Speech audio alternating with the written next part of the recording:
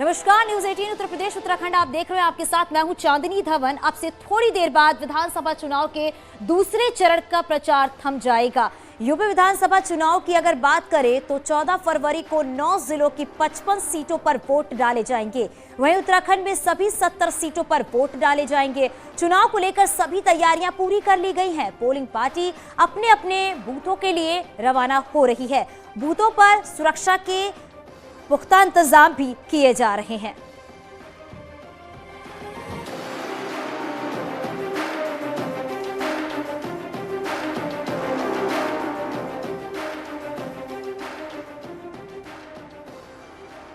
और चलिए अब ग्राफिक्स के जरिए आपको बताते हैं कि किन किन 9 जिलों में दूसरे चरण में चुनाव है। और ये ग्राफिक्स के जरिए समझाते हैं आपको। बिजनौर में भी 14 फरवरी को चुनाव होना है। बिजनौर के साथ ये बात करते हैं अमरोहा भी, जहां पर दूसरे चरण में चुनाव होना है। मुरादाबाद, रामपुर, इसके बाद और बरेली, शाहजहांपुर, बदायूं, सहारनपुर और संभल में 14 फरवरी को मतदान होना है। तो आपको ये ग्राफिक्स के जरिए समझा रहे हैं कि कहां-कहां पर दूसरे चरण में चुनाव होना है। अब ये भी आपको बताते कि दूसरे चरण में किन किन दिग्गजों की साख जो है वो दांव पर लगी हुई है। सुरेश खन्ना शाहजहांपुर शहर से चुनावी मैदान में हैं। इसके बाद अगर बात करें तो धर्मपाल सिंह आंवला से हैं, ये भी चुनावी मैदान में हैं। इसके बाद बात करते हैं बहुरन लाल मौर्य जो कि भोजीपुरा से चुनावी मैदान में हैं। इसके बाद बलदेव सिंह औखल बिलासपुर से हैं, इनके सामने भी कांटे की टक्कर नजर आ रही है। आजम खां जो कि रामपुर शहर सीट से चुनावी मैदान में है। इसके साथ ही बात करते हैं अब्दुल्ला आजम जो कि स्वार सीट पे है, कांटे की टक्कर यहां पर नजर आ रही है। और बात धर्म सिंह सैनी की करें तो नकुल से ये चुनावी मैदान में है, जहां पर कांटे की टक्कर नजर आ रही है। चुनौतियां भी बहुत ज्यादा है। सुप्रिया एरन जो कि बरेली कैंट से चुनाव लड़ रही हैं। इकबाल मोहम्मद संभल से हैं। इसके बाद इकबाल मोहम्मद जो है वो संभल से चुनाव लड़ रहे हैं। तो ये हमने ग्राफिक्स के जरिए आपको बताया कि कौन कौन से दिग्गज है जिनकी साख दांव पर लगी हुई है। और वहीं आपको बताते चले कि चुनाव प्रचार के आखिरी दिन बीजेपी नेताओं ने उत्तराखंड और यूपी में ताबड़तोड़ रैली की है। पीएम मोदी ने उत्तराखंड के रुद्रपुर में जनसभा की है। वहीं केंद्रीय गृह मंत्री अमित शाह ने धनौल्टी में बीजेपी उम्मीदवारों के लिए वोट मांगे हैं। सीएम योगी भी उत्तराखंड के दौरे पर हैं और उन्होंने टिहरी और कोटद्वार में जनसभा की है। उधर केंद्रीय मंत्री पीयूष गोयल ने सहारनपुर में जनसभा को संबोधित किया है।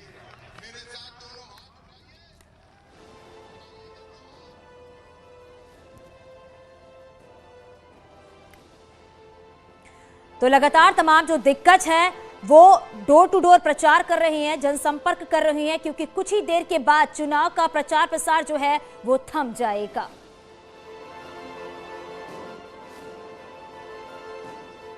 सीएम योगी आदित्यनाथ ने आज उत्तराखंड में बीजेपी उम्मीदवारों के लिए चुनाव प्रचार प्रसार किया है। सीएम योगी ने सबसे पहले टिहरी में जनसभा की है और इस मौके पर सीएम योगी ने यूपी में किए गए अपने कामकाज और उपलब्धियों का बखान भी किया है। वहीं पहले की सरकारों पर निशाना साधते हुए हिंदुत्व और मुस्लिम यूनिवर्सिटी के मसले पर कांग्रेस को घेरते हुए सीएम योगी ने कहा कि विकास को देवभूमि में वोट मांगने का अधिकार नहीं है। सरकारें भी बनती हैं और बिगड़ती हैं, लेकिन हम सब के लिए सबसे महत्वपूर्ण है यह देश रहना चाहिए।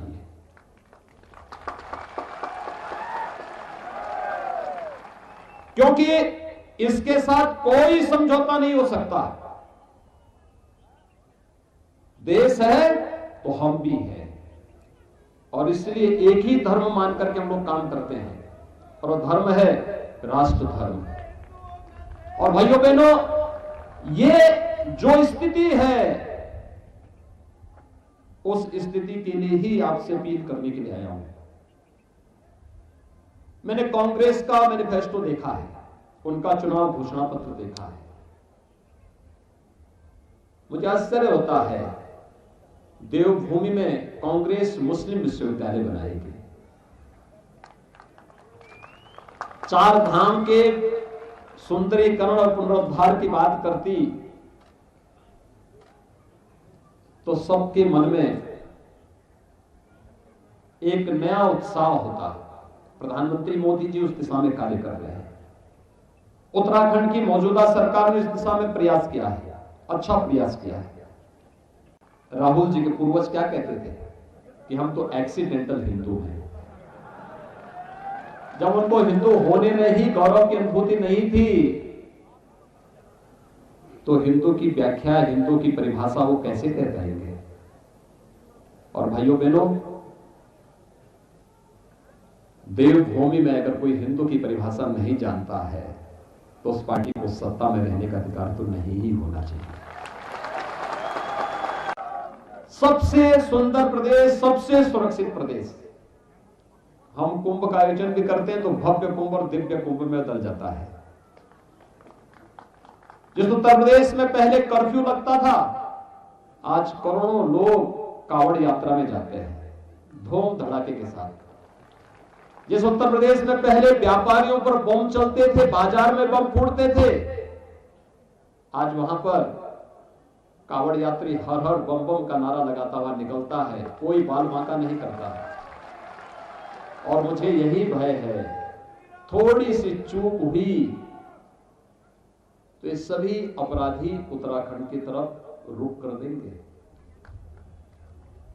यद्यपि मैं उनको इस लायक छोड़ता नहीं कि वो भागने लायक हो जाएं, लेकिन फिर भी होता है कभी कभी भूले बिसरे कोई कहीं से रेंगते हुए निकल ही गया। और चलिए सीधे आपको देहरादून लिए चलते हैं, जहां पर केंद्रीय गृह मंत्री अमित शाह क्या कुछ कह रहे सुनाते हैं आपको। चूना भट्टा, लाडपुर चौक, रायपुर बाजार, अग्रवाल बेकर्स, रिस्पीनापुर, ये सभी सड़कों को काम समाप्त करने का काम किया है। सहसपुर और रायपुर ब्लॉक में 10,000 गरीबों के घर में शौचालय बनाने का काम नरेंद्र मोदी सरकार ने। 30,000 माताओं बहनों को गैस का सिलेंडर पहुंचाने का काम भारतीय जनता पार्टी की सरकार ने। 12,841 घरों में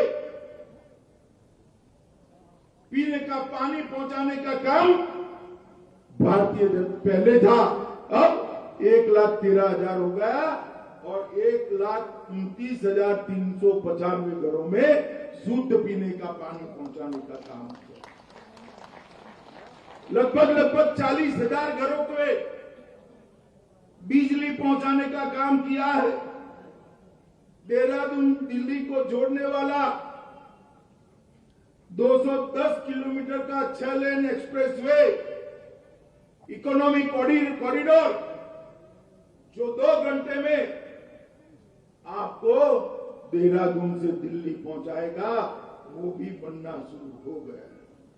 प्रधानमंत्री किसान सम्मान योजना तहत अकेले काऊ की विधानसभा में 64,000 लोगों को प्रति माह 6,000 रुपया मिलने का काम शुरू हो गया। मित्रों, ऋषिकेश कर्णप्रयाग रेल लाइन भी बन रही है, मगर काऊ को अभी संतोष ही नहीं है। आते आते मुझे पकड़ा कि साहब मेरे यहाँ आए हो, क्या देकर जाओगे? अरे मैंने बोला यार क्या देना है, तुम भोजन करा है नहीं और काम मांग रहे हो। उसने कहा एक केसर वाला रोड को बनाने के लिए रक्षा मंत्रालय से अनुमति मिला। अब भाई काऊ चुनाव लड़ रहा है, मैं ना कैसे बोलूं? मैंने उसको कह दिया चुनाव समाप्त होते ही तेरे रोड का काम हम चालू कर देंगे। मित्रों, भारतीय जनता पार्टी की मोदी सरकार ने इंफ्रास्ट्रक्चर के लिए ढेर सारे काम करे। जैसे मैंने आगे बताया, 4 धाम का रोड 13,000 करोड़ के निर्माण से, 450 करोड़ से केदार धाम का पुनर्निर्माण, 424 करोड़ और 250 करोड़ और CSR का, बद्री धाम का पुनर्निर्माण, ऋषिकेश कर्णप्रयाग रेल योजना 16,216 करोड़ से, जिसमें 12 नए रेलवे स्टेशन, 17 सुरंगे और 16 पुल होगी, छोटे छोटे गांवों को जोड़ने का काम। इसी तर्ज पर टनकपुर बागेश्वर रेल परियोजना जो 2022 में शुरू हो जाएगी, 3 नई ट्रेनों को आरंभ किया है। नैनी दून जनशताब्दी, मां पूर्णा देवी जनशताब्दी और सिद्धबली जनशताब्दी, जो आपको दिल्ली पहुंचाने का काम करती है। केदारनाथ और हेमकुंड को जोड़ने के लिए, हेमकुंड साहब तक पहुंचने के लिए रोपवे बनाने का काम किया है। देहरादून दिल्ली एलिवेटेड रोड का काम किया है। उत्तराखंड मेट्रो कॉर्पोरेशन के तहत हरिद्वार में चंडी देवी मंदिर रोपवे की भी शुरुआत भारतीय जनता पार्टी की सरकार ने। और ये देहरादून में छोटे बच्चे हो ना, तो मेट्रो में बिठाने के लिए दिल्ली ले जाने की जरूरत नहीं है भाई। तू क्या ताली बजाने शादी हुई है क्या? हमारे देहरादून के बच्चों को जल्दी ही मेट्रो में घुमाने के लिए देहरादून में ही मोदी जी मेट्रो लगाई है। मित्रों, भारतीय जनता पार्टी देश का विकास करती है, देश को समृद्ध बनाने की दिशा में आगे बढ़े और गरीब के कल्याण के लिए 7.5 साल में मोदी जी ने कोई ऐसी चीज नहीं छोड़ी है जो गरीब के घर में न हो। आज कोई बीमार पड़ जाए तो 5 लाख तक का सारा खर्चा हर उत्तराखंड वासी का, उसका खर्चा भारतीय जनता पार्टी की। मगर सबसे बड़ी बात है, मोदी जी ने देश को सुरक्षित करने का काम किया है। ये कांग्रेस की सरकार थी ना, हरीश भाई सुनना मेरी बात को, आपकी सरकार थी, आप मंत्री थे वहां पर। सोनिया मनमोहन की सरकार थी, 10 साल चली। आए दिन पाकिस्तान से आलिया मालिया जमालिया घुस जाते थे, हमारे जवानों के सर काट कर ले जाते थे, उनको पैरों से अपमानित करते थे, कोई कुछ बोलता नहीं था। उत्तराखंड वालों ने 5 की 5 सीटें मोदी जी को दे दी, मोदी जी प्रधानमंत्री बन गए।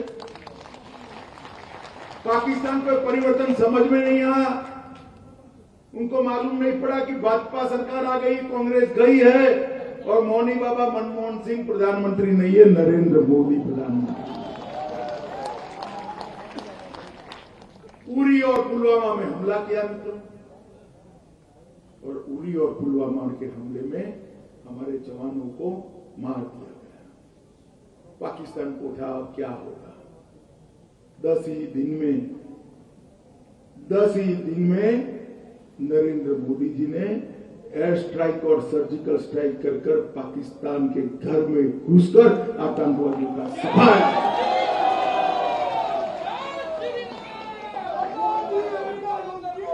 मोदी जी ने देश को सुरक्षित करने का काम किया और दुनिया भर के अंदर एक संदेश गया कि भारत की सेना और भारत की सीमा के सामने आंख उठाकर कोई देख नहीं सकता, वरना दंडित किया जाता है। मित्रों, ये संदेश भेजने का काम नरेंद्र मोदी ने। हमने तो मोदी जी को बधाई दी, मैं पार्टी का अध्यक्ष था, देश भर ने बधाई दी, बच्चे बच्चे ने बधाई दी कि हमारे सेना के जवानों के मृत्यु का बदला मोदी जी आपने लिया, बहुत उचित। अरे राहुल बाबा साक्ष्य मांगते थे, प्रूफ मांगते थे। अरे पाकिस्तान छातियां पीट पीट कर रो रहा है, इससे बड़ा प्रूफ क्या है राहुल बाबा? समझ नहीं है मित्रों। ये लोगों के लिए उत्तराखंड एक पर्यटन स्थल है, वैकेशन करने के लिए आएंगे। हमारे लिए उत्तराखंड बाबा केदार और बद्री विशाल का जन्म स्थान है। हमारी श्रद्धा जुड़ी है पहाड़ों, हमारी श्रद्धा जुड़ी है मां गंगा के साथ, मां जमुना के साथ। इनके लिए पर्यटन स्थल है, हमारे लिए। चरण के लिए प्रचार प्रसार का जो शोर है वो शाम 6 बजे तक थम जाएगा और अलग अलग जगह से हमारे सहयोगी जुड़ गए हैं, उनसे जानते हैं कि स्थानीय मुद्दे क्या और किन मुद्दों पर जनता उन्हें वोट देगी और क्या क्या चुनौतियां नजर आ रही हैं। आपको बताते चले, अमित गंजू हमारे साथ जुड़ गए हैं कानपुर से, पवन गौड़ भी हमारे साथ है, हरीश शर्मा भी हमारे साथ जुड़ गए हैं, सुनील नवप्रभात और इसके साथ ही भारती सकलानी भी हमारे साथ है। तो ये अलग अलग सहयोगी हैं जो ग्राउंड जीरो की रिपोर्ट हमारे दर्शकों तक पहुंचाएंगे। सबसे पहले अमित आपके पास आऊंगी, क्योंकि 14 फरवरी को दूसरे चरण का मतदान होना है, 9 जिलों के 55 सीटों पर यह चुनाव होना है। ग्राउंड जीरो पर क्या कुछ तस्वीरें नजर आ रही हैं, क्या कुछ तैयारियां नजर आ रही हैं? देखिए, मैं आपको बताना चाहूंगा, न्यूज़ 18 की टीम इस वक्त अमरोहा में है और अमरोहा के हसनपुर में आप देख सकते हैं कि कितना बड़ा जनसैलाब इस वक्त इंतजार कर रहा है मुख्यमंत्री के अब से कुछ देर बाद जो एक्सपेक्टेड कार्यक्रम है अमरोहा में उसके यहाँ आने का। और क्योंकि ये 6 बजे के बाद चुनाव प्रचार थम जाएगा, हर राजनीतिक दलों के लोगों ने अपने अपने प्रचार में किसी प्रकार की कोई कसर नहीं छोड़ी। और अगर बात की जाए आज शाम को 6 बजे लास्ट है, अगर वेस्टर्न यूपी के बाकी जिलों की बात की जाए, क्योंकि फर्स्ट फेज में जहां एक और 10 तारीख को चुनाव हुआ था, 10 था, अब 14 तारीख को जो है उसके लिए आज यहाँ प्रचार थम जाएगा। और अगर समीकरणों की बात करें तो ये यहाँ जो जिस जगह इस वक्त हम खड़े हैं इसमें भारतीय जनता पार्टी के विधायक का कब्जा है। और अगर बिल्कुल अमित आपके पास वापस आऊंगी। पवन, अभी आप कहां पर मौजूद हैं और वहां पर क्या कुछ तस्वीरें आप देख पा रही हैं, क्योंकि 14 फरवरी को चुनाव होना है, उससे पहले जितने भी तमाम दिग्गज है वो प्रचार प्रसार में जुटे पड़े हुए हैं। देखिए, इस समय मैं सहारनपुर के देवबंद में हूं और यहां मुख्यमंत्री योगी आदित्यनाथ की रैली होने वाली थी। हालांकि मुख्यमंत्री योगी आदित्यनाथ के आने में अभी लगातार देरी हो रही है, तो आप देख सकते हैं यहां रैली का जो दृश्य है, तमाम भीड़ जो है वो यहां जुटी हुई है। तमाम जो कार्यकर्ता हैं, जनता है, वो मुख्यमंत्री को सुनना चाहती है। और क्योंकि सहारनपुर के जो विधानसभाएं हैं लोकसभा के अंदर, यहां भी 14 तारीख को मतदान होना है। आज शाम को 6 बजे चुनाव प्रचार जो का शोर है वो थम जाएगा, उसके बाद से डोर टू डोर कैंपेन अब प्रत्याशी कर पाएंगे। परसों अब वोटिंग होनी है 14 तारीख के दिन। बिल्कुल पवन, क्योंकि जो सियासी दिग्गज है तमाम प्रचार प्रसार कर रहे हैं और शाम 6 बजे के बाद ये शोर भी थम जाएगा। हरीश भी हमारे साथ है। हरीश, आप जरा तस्वीरें वहां पर दिखाइए, जनता से भी बात कीजिए। 14 फरवरी को वोट होना है और किन मुद्दों को लेकर वो वोट देने के लिए जाएंगे? बरेली की अगर बात की जाए तो बरेली 9 विधानसभा सीटें हैं, जिनमें लगभग 97 प्रत्याशी जहां पर अपनी किस्मत आजमा रहे हैं। और आज शाम 6 बजे प्रचार थम जाएगा, तो निश्चित तौर पर जो आने वाला समय यानी 14 फरवरी को मतदान यहाँ पर होना है दूसरे चरण के लिए। और अपने हर प्रत्याशी की अपनी चुनावी घोषणाएं हैं। हालांकि कुछ ना कुछ नया जो है डिमांड लेकर के हर प्रत्याशी मैदान में है और उनका साफ तौर पर यही कहना है कि अगर हमारी पार्टी का विधायक यहाँ से जीतता है तो निश्चित तौर पर विकास की गंगा बहेगी। लेकिन विपक्षी कहीं दूसरी तरफ अलग मुद्दों को लेकर के विकास। बिल्कुल हरीश, और ये भी देखने को मिल रहा है कि इस चुनाव में कह सकते हैं कि कांटे की टक्कर भी नजर आ रही है। सुनील नवप्रभात भी हमारे साथ है। सुनील, आपके पास किस तरह की तस्वीर वहां पर नजर आ रही है, क्योंकि 14 तारीख को चुनाव होना है और आज शाम 6 बजे प्रचार प्रसार का जो शोर है वो भी थम जाएगा?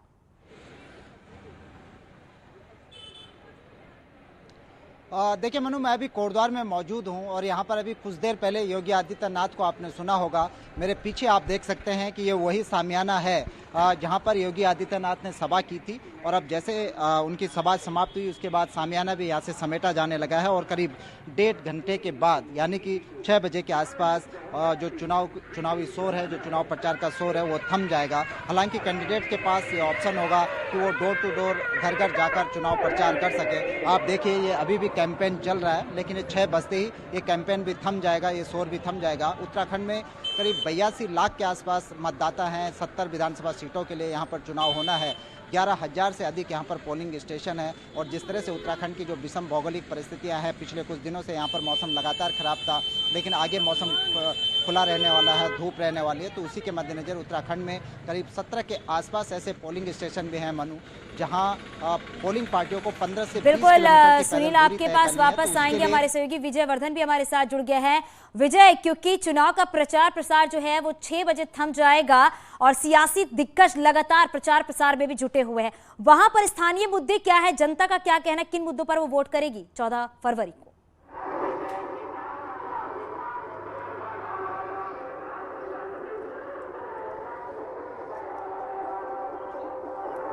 विजय, आपको मेरी आवाज मिल रही है? जी जी। विजय, क्योंकि प्रचार प्रसार जो है वो 6 बजे शाम को थम जाएगा, क्या वहां के स्थानीय मुद्दे हैं? जनता किन मुद्दों को लेकर वोट देने जाएगी 14 फरवरी को? जी मैं आपको बताऊं, अगर पिथौरागढ़ जिले की बात करें, बॉर्डर का यह इलाका है और यहाँ का अभी भी सबसे बड़ा इश्यू कनेक्टिविटी एक बड़ा इश्यू है, क्योंकि एयरपोर्ट यहाँ पर था, एयरपोर्ट संचालित प्रॉपर नहीं हो पाया। उसके अलावा जो स्थानीय मुद्दे हैं, जैसे हम डीडीआर की बात करें, डीडीआर में जिले का सवाल है, और धारचूला अगर हम बिल्कुल विजय वर्धन, क्योंकि हर जगह के, हर शहर के अपने अलग अलग मुद्दे हैं, हर जिले के अपने अपने मुद्दे हैं, लेकिन देखना होगा कि 10 मार्च को आखिरकार क्या कुछ तस्वीरें बदलती है। बहुत शुक्रिया आप सभी का इस पूरी जानकारी के लिए। और यहाँ रुके एक छोटा सा ब्रेक के लिए, जल्द लौट